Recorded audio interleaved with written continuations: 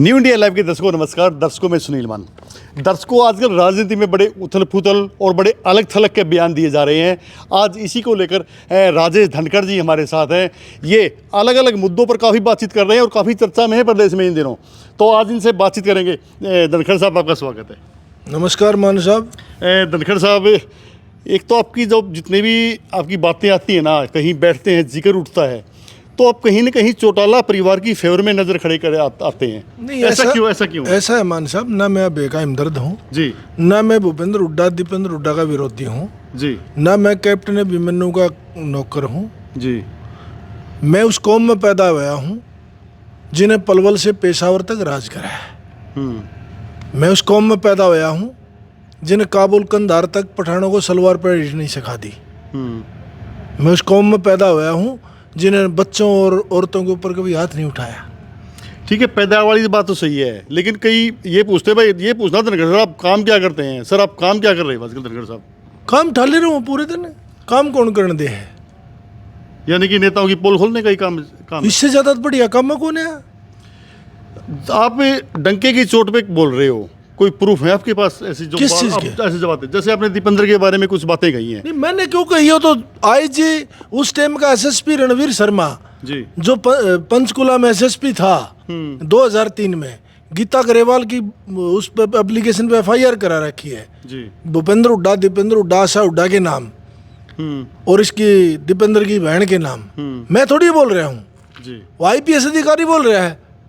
और कुछ ही दिनों में वो आपको अगर सबूत चाहिए, इनके बयान कोर्ट से सर्टिफाइड लिखवा आगे दे देंगे। इनके परिवार ने खुद कहा है। आप एक हाथ में कुछ उठा भी रहे थे, ये कोई ये तो तुम्हारे नारनौंद की नाग है। अच्छा, किस चीज की है जी ये कर्म बताऊंगा, पहले एक बात पूरी करो। जी, बताओ।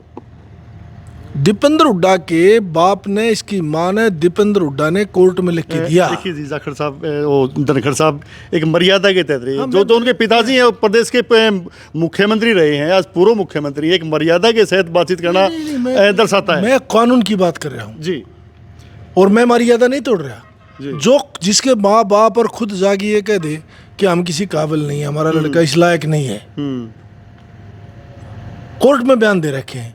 ठीक है, मैं थोड़ी मर्यादा तोड़ रहा हूँ ना, मान साहब तोड़ रहे हैं।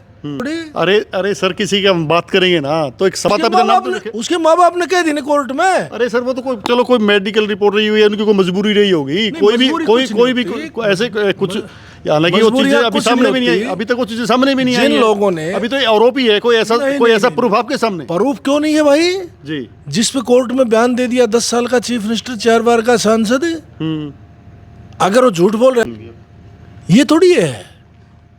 बात ये है कि जो जिस तरह से प्रदेश का नाश 2005 के बाद हुआ, मेरा किसी का बच्चा किन्नर हो, किसी का हनुमान हो, मुझे कोई फर्क नहीं पड़ता। पर इस प्रदेश को पथ भ्रष्ट जिन लोगों ने करा, जो लोग इस जाट कौम को बता रहे हैं कि 28-27% है, इस 42 विधानसभा पे 65 से 70% जाट पॉपुलेशन है, और जिस तरह से एक एक करके 2005 के बाद इस बिरादरी का बर्बाद कर दिया, उन लोगों को बुरा भी हूँ क्या मान साहब? नहीं, बर्बाद हुड्डा साहब ने तो किया है। मैंने कर दिया। मैंने कर दिया। आपका भी कोई नाम नहीं ले रहा है। किसने कर दिया? हुड्डा साहब कब बने चीफ मिनिस्टर? हुड्डा साहब जब चीफ मिनिस्टर बने थे तो काफी जब कब बने? 2005 में थे। 2005 में बने, जनवरी फरवरी में बने।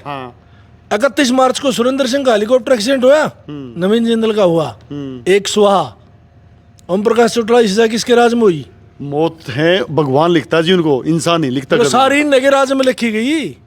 वो तो देखो जी नेचुरल होती हैं। अब ये धनखड़ साहब देखो, मैं इस चीज का पक्ष कर रही हूँ। जो चंडीगढ़ से हेलीकॉप्टर उठ के देहरादून जा रहा है ना जी, वो नेचुरल नहीं होता। ना सारे जो चीजें मौत के ऊपर आज तक किसी का वो नहीं है। मरे ना, जब किसी भगवान ने, हाँ भगवान ने लिखी थी, भगवान ने लिखी थी। मरे ना जी, भगवान, इंसान ने नहीं लिखी थी, भगवान ने। किसी के घर में कोई कई बार ऐसे अशुभ पशु आ जाते हैं, वो घर का नाश हो जाए। 2016 में कितने लोग मरे? 2010 में कौन था चीफ मिनिस्टर?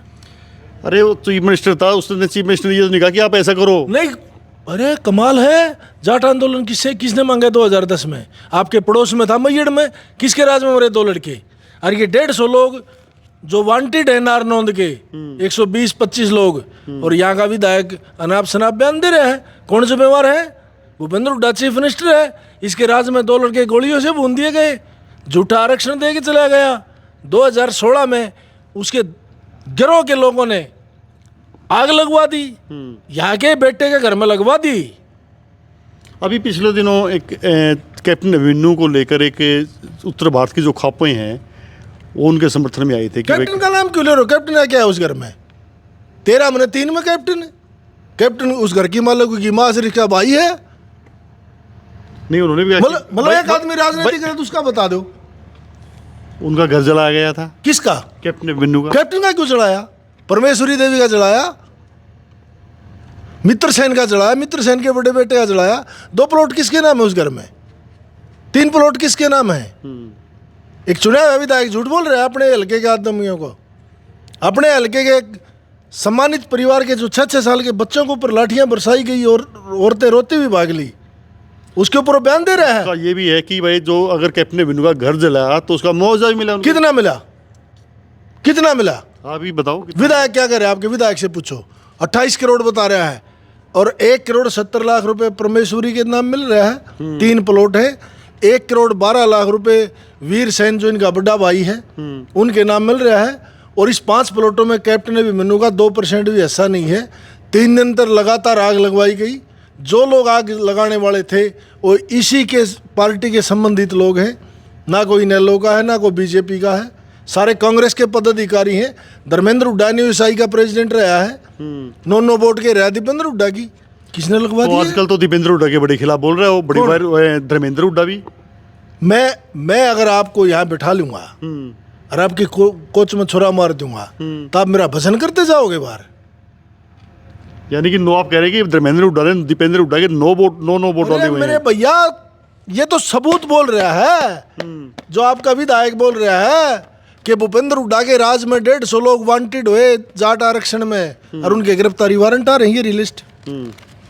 अच्छा, पूछो ये गिरफ्तारी कब की है? ये 2010 की FIR है। अच्छा, तो इसमें ये अरब वारंट हुए हैं। अच्छा, और जबकि चीफ मिनिस्टर भूपेंद्र सिंह हुड्डा था, उसने ये कही कि मैंने केस वापस ले लिए। कौन है जवाबदार? 2 लड़के मैयड़ में मरे गोली से। कौन था चीफ मिनिस्टर? SP कौन था?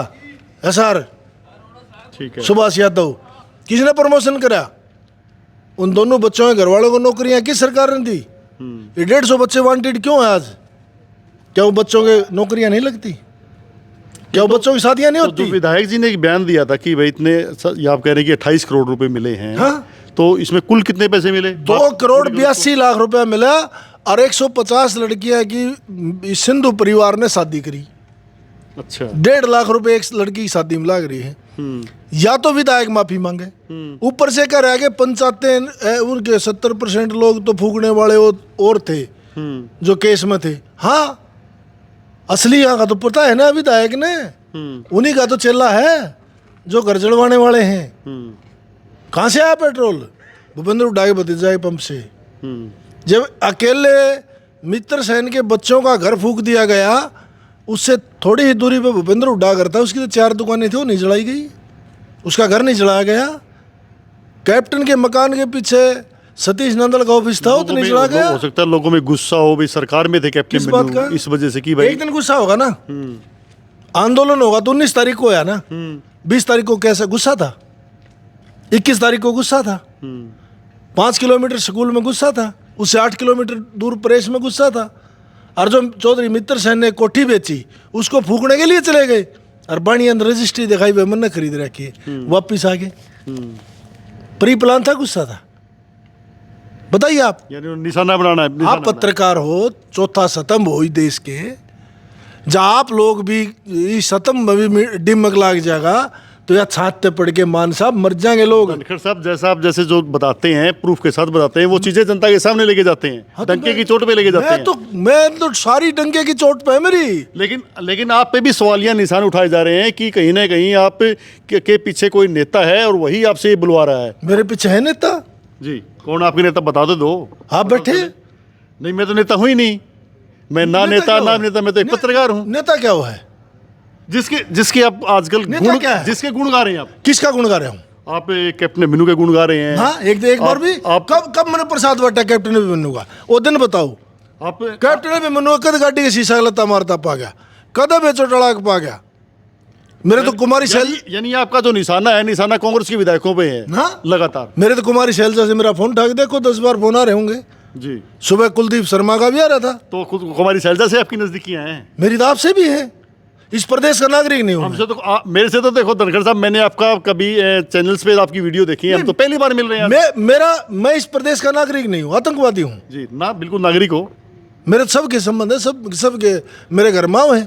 यानी कि अगर मेरा कैप्टन अभिमन्यु से संबंध है जी तो ऑन रिकॉर्ड बोल रहा हूँ, 2021 में मेरी लड़की की शादी हुई और मैंने कार्डों पे लिखवा दिया बीजेपी जेजेपी आरएसएस के लोग शादी से दूर रहीं। अच्छा। और पूरी दुनिया वायरल हुआ, मेरे को धमकियां मिली। प्रियंका गांधी ने ट्वीट कर रखा, मैं दे दूंगा अभी आपने। अच्छा। और सारी कांग्रेस मेरे घर बैठा दी। तो फिर आज ऐसा तो मैं कैप्टन का कैसे हो? ये ऊट उल्टा करवट कैसे ली इसने? ऊट कैसे उल्टा करवट ले गया? अब आप लगातार इनके के बारे में आप गुणगान कर रहे हैं। किसके गा दिए? आरएसएस को मैंने भगवान बता दिया, कैप्टन को बता दिया, नायब सैनी के घर में गुलदस्ता लेके चला गया, किसको बता दिया? अगर पापी को पापी कहना किसी का गुणगान है तो ये गुणगान मैं करूंगा जी।